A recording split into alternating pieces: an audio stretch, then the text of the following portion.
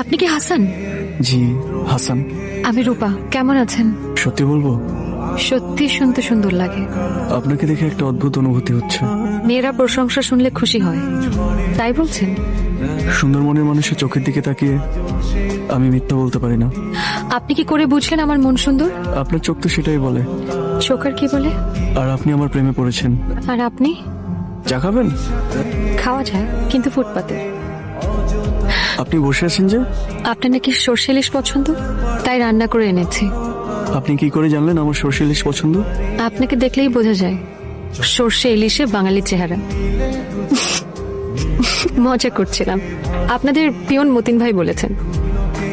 বাহ, তো অনেক কিছুই তো জানেন। আর কি কি জানেন আমার ব্যাপারে? আপনি মানুষটা খারাপ না, ভালোই। এটা কে বলেছে?